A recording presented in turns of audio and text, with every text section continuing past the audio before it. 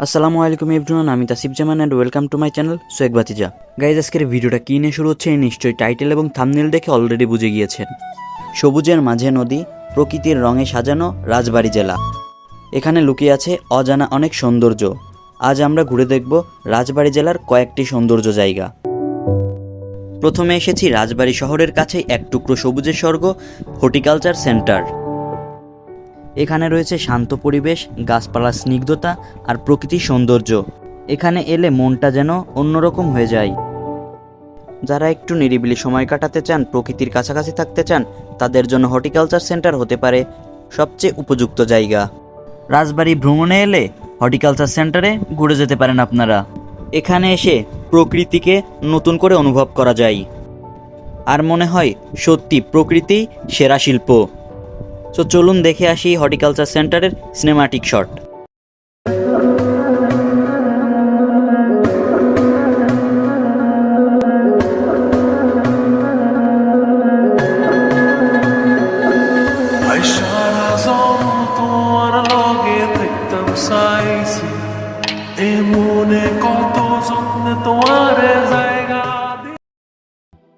আমাদের পরবর্তী গন্তব্য ছিল রাজবাড়ী জেলার রেলওয়ে স্টেশন। রাজবাড়ী জেলার প্রাণকেন্দ্রে দাঁড়িয়ে আছে ইতিহাসের সাক্ষী রাজবাড়ী রেলওয়ে স্টেশন। সময়ের সাথে তাল মিলিয়ে আজও এই স্টেশন জুড়ে লুকিয়ে আছে অনেক গল্প, অনেক স্মৃতি।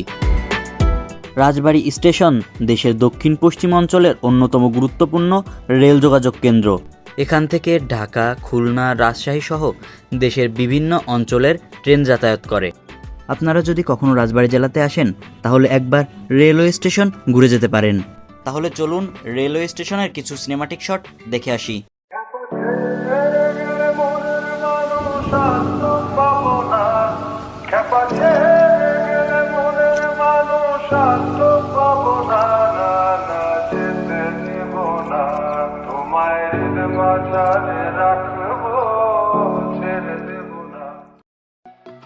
এরপরে চলে এসেছি আমরা পদ্মা নদীর পাড়ে, জায়গাটার নাম গোদার বাজার।